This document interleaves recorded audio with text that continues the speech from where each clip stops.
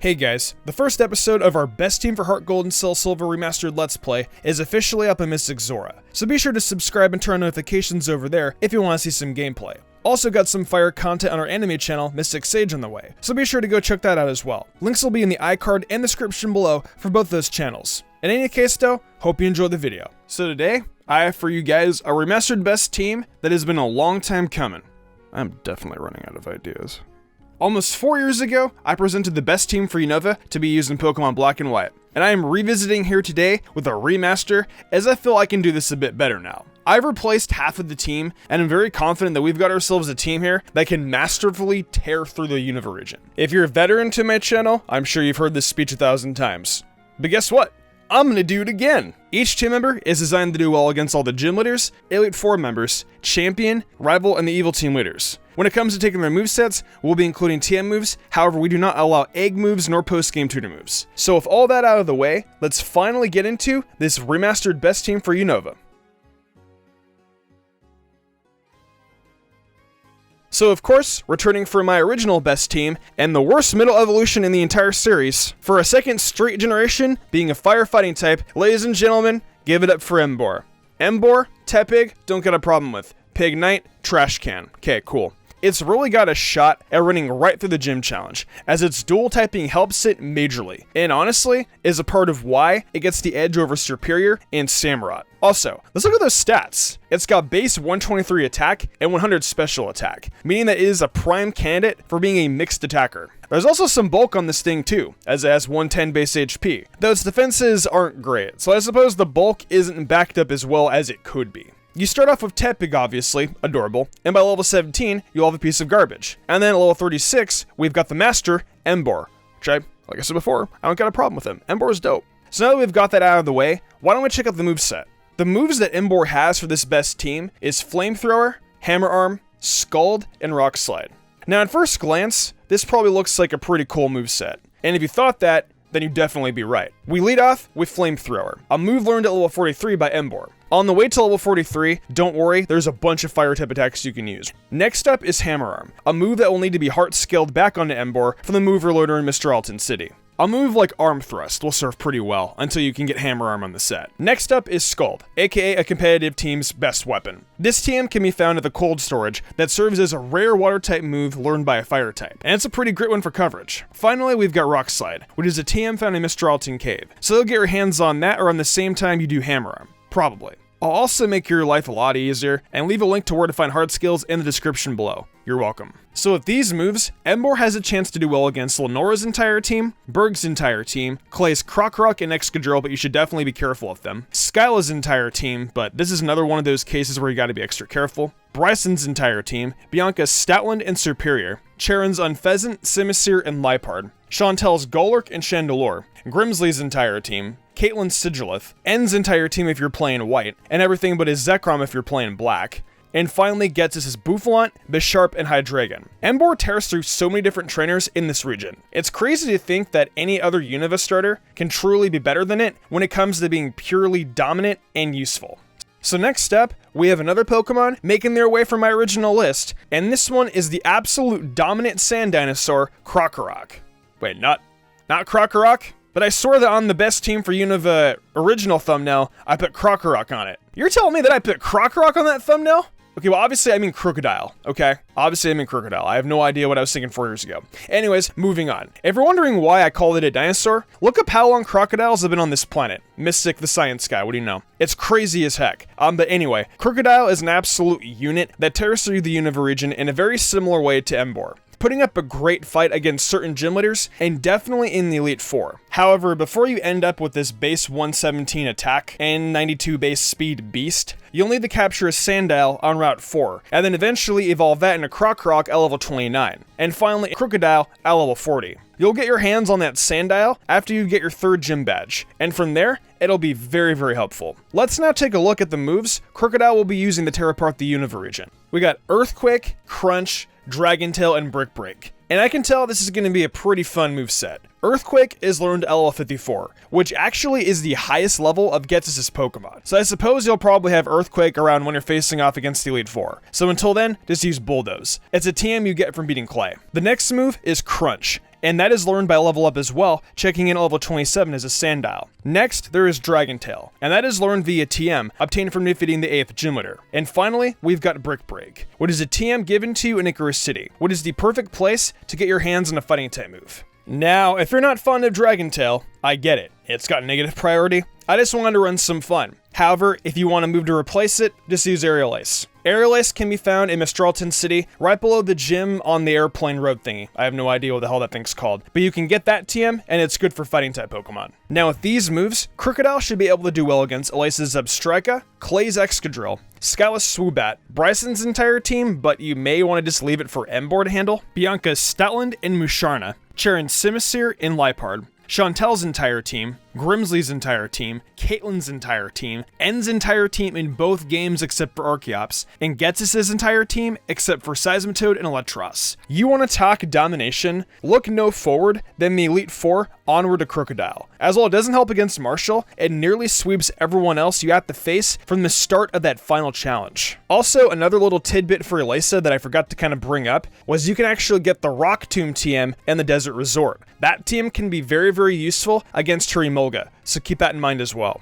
Next up, say hello again to the staple of the Unova Best Team series, the weird-looking bird, and one of my favorite Pokemon at this point in time, Sigilith. This is a Pokemon I really view as the best flying type option in Unova, and with good reasoning. Let's take a quick look at those stats, with 103 special attack and 97 speed. A great duo there for a Pokemon that boasts a great usage of its dual typing. Definitely more so than a Pokemon like Swoobat. You'll actually be getting Sigilith right around the time you get Sandile, so your team is definitely going to be situating itself by the time you win your 3rd badge. This also makes me realize that your starter Pokemon is very important to getting to this point in the game. Anyway, let's see what the Unova Best Team's poster child is going to be getting today in terms of moves. Alright, the moveset we have here is Fly, followed by Air Slash, Psychic, and Shadow Ball. I gave it Fly so that we would be able to get around the region a bit faster. But aside from that, this isn't a move I'd suggest using all that often in battle. You'll be getting the HM for Fly in Driftville City. Now we can move on to another flying type move, which is a bit better than Fly, and that is Air Slash. Sigilith will learn that at level 41. Now level 41 might seem a bit off,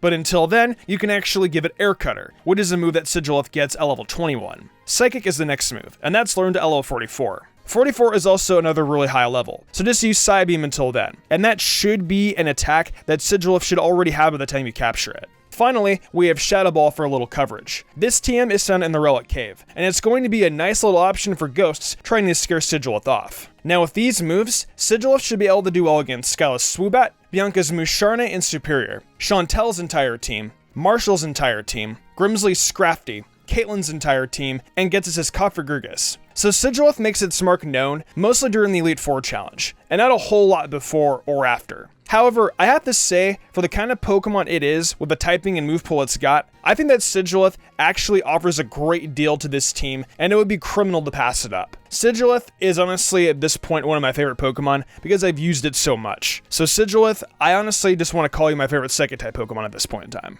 So now we get to the new Pokemon for this best team, and I immediately had my eyes on a Water-type Pokemon. I needed to come up with one that could be an early encounter and be viable to use for the long haul, but also offers some sort of coverage that we were really looking for. My first idea was Seismitoad, but even after building a moveset for it, I just couldn't commit because it lacked access to one important typing with its move pool, Ice. So that actually played a really big part in the Pokemon I would choose to go with here. And in the end, I decided on one of those blasted monkeys we all love so much, Simipour. Alright, so for those of you who haven't immediately scoffed and questioned how could I ever do this, need I remind you, Simipour has been on a best team before. It is not a Pokemon that should be disregarded. It's got great 101 base speed, and both of its attack stats are base 98, so it's going to hit pretty hard. You can capture a Panpour in the Pinwheel Forest, and then when you use a Water Stone, you'll be evolving it. You'll be able to pick up the Water Stone in Castelia not long after getting Panpour, so be ready for a quick evolution. Alright, the moves Simipour has at its disposal now are Surf, Blizzard, Waterfall, and Workup. So Surf is an obvious one, an HM we need at points in the region, and also serves as a great attacking move. There's not a lot better on the special side for a water type. You get the HM from Alder after you defeat Charon outside of Twist Mountain. The next move is Blizzard, and this was the key one that got Simipour on this team. You will be able to get that TM anywhere else but Icarus City, and it's really needed for that Dragon type gym battle. Next up is Waterfall, and that is gotten on Route 18, which is not too long after you end up getting Surf from Alder. Finally, we have got Workup, and that is gotten from defeating the first gym leader in the region. In this case, since we picked Tepig, we have Cress. Oh, shoot. Also, since I didn't mention it prior, and we're talking about a monkey now, be sure to use the Pan Sage you get gifted to beat Cress. Alright, so with this moveset, Simipour will be able to do well against Clay's Excadrill and Krokorok, the Dragon gym leader's entire team, Bianca's Superior but be careful, Charon's Unpheasant and Simisear, Chantel's Golurk and Chandelure, Grimsley's Krokorok, Caitlyn's Sigilith, End's Archeops and Zekrom in Pokemon Black, and finally Ghetsis' Hydreigon. Alright, so next up, we have another new Pokemon for this remastered best team. And it's the one Pokemon, not named Spiritomb or Sableye, that kind of doesn't have a weakness, Electros. So the reason why I say that is because Electros is an electric type Pokemon with the ability Levitate, meaning it doesn't have that ground type weakness anymore, unless something either changes its ability or has an ability of their own which negates Levitate.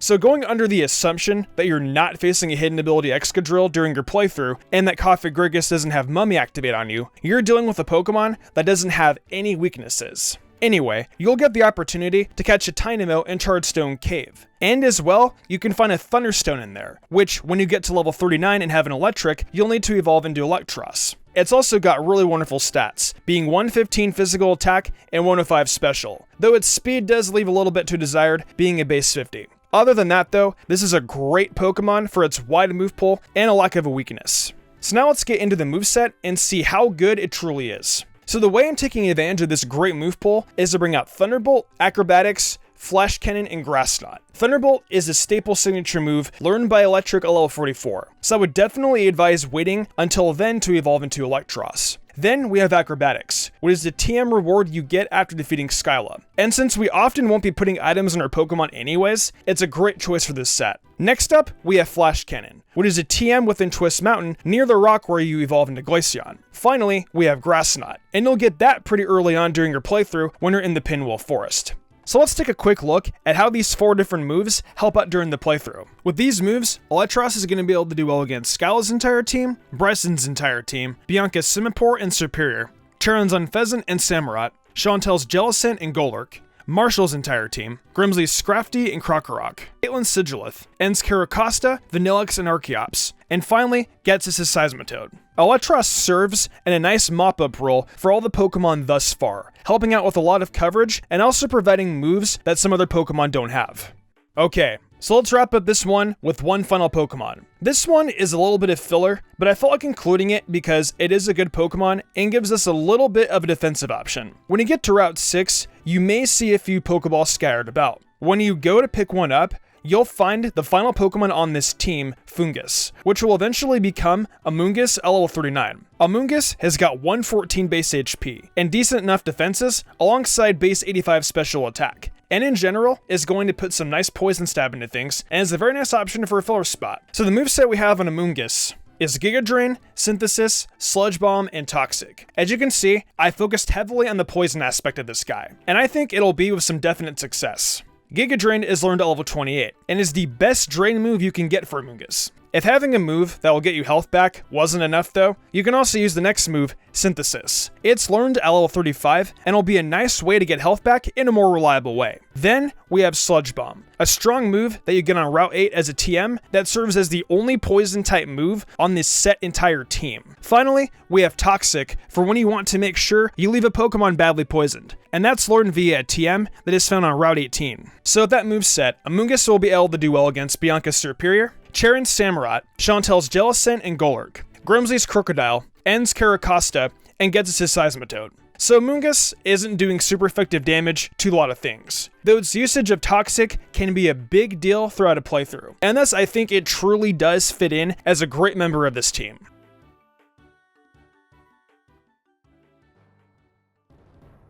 Alright, that's going to do it for this best team for Unova Remastered. I hope you guys enjoyed it, as it's nearly been 4 years, as I alluded to earlier, and I felt this really needed to be revisited. And considering we have every single typing but bug represented on this through moves, I say we did an even better job than before. Let me know what you guys think though. I want to hear your thoughts on this best team. If you enjoyed the video, why not leave a like and subscribe to my channel with notifications on, that way you never miss an upload. If you want to support me further, consider following my Twitch where I stream all sorts of games from Pokemon to Fire Emblem to Zelda and much more. I also have an anime channel called MysticSage where I do anime reviews, rankings, and countdowns. So if you're interested in that kind of content, go ahead and check that out as well. If you want to support me even further and gain cool perks, check out my Patreon. These lovely people have all given me their support over there and I couldn't be more grateful to them. I think I'm gonna wrap this up though. I'm Mystic Umbreon, and I will see you in the future for more awesome Pokemon content.